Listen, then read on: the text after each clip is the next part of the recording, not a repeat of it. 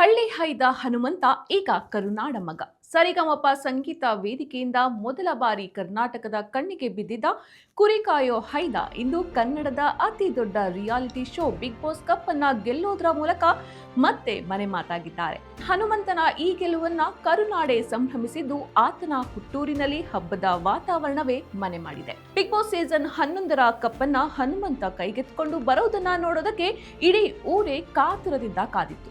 Big Boss cup ಗೆದ್ದು ಬೆಂಗಳೂರಿನಿಂದ ಸ್ವಗ್ರಾಮ ಚಿಲ್ಲೂರ ಬಡ್ನಿಗೆ ಆಗಮಿಸಿರುವಂತಹ ಹನುಮಂತನಿಗೆ ಹೂವಿನ ಮಳೆಗೈಯೋದ್ರ ಮೂಲಕ ಆತನ ಊರಿನವರು ಪ್ರೀತಿಯಿಂದ ಸ್ವಾಗತಿಸುವ ದೃಶ್ಯ ಕಂಡು ಬಂದಿದ್ದು ಹೀಗೆ.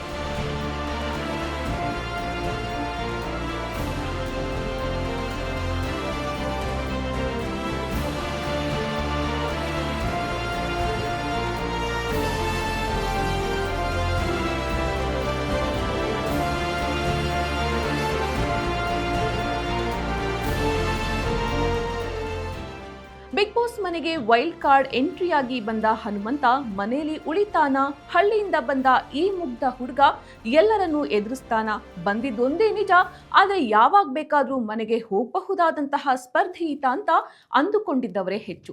ಆದರೆ ಅದೆಲ್ಲವನ್ನ ಸುಳ್ಳು ಮಾಡಿದ ಹನುಮಂತ ಫಿನಾಲೆ ಹಂತ ತಲುಪಿ ವಿನ್ನರ್ ಕೂಡ ಆಗಿ ಈಗ ಹೊರಬಂದಿದ್ದಾನೆ. ಹನುಮಂತನಿಗೆ ಬಿದ್ದ ಮತಗಳು ಬರೋಬ್ಬರಿ 5,89,89,318 ಮತಗಳು. ಅಷ್ಟೇ ಅಲ್ಲ, 3 ಕೋಟಿ ಮತಗಳ ಅಂತರದಿಂದ ಗೆದ್ದಿರೋದು ಎಲ್ಲರಲ್ಲೂ ಆಶ್ಚರ್ಯ ಮೂಡಿಸಿದ್ದಂತೂ ಸುಳ್ಳಲ್ಲ. ಬಡವರ ಮಕ್ಕಳು ಬೆಳಿಬೇಕು ಎಂಬ ಮಾತಿದೆ. ಅದು ಅಕ್ಷರಶಃ ಹನುಮಂತನ ವಿಷಯದಲ್ಲಿ ನಿಜವಾಗ್ತಾ ಇದೆ.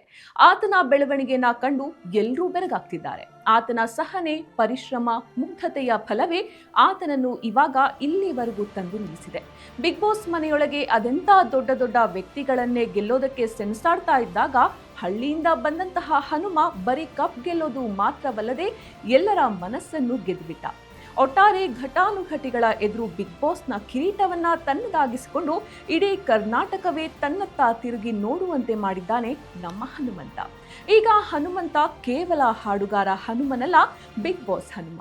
ಮನಸ್ಸಿದ್ದರೆ ಏನನ್ನು ಬೇಕಾದರೂ ಸಾಧಿಸಬಹುದು ಅನ್ನೋದಕ್ಕೆ ನಮ್ಮ ಎಲ್ಲರೆದುರಿರುವಂತಹ ಈ ಧೀಮಂತ ಉದಾಹರಣೆಯೇ ಈ ಕುರಿ ಕಾಯೋ ಹೈದ, ನಮ್ಮ ಪ್ರೀತಿಯ ಹನುಮ.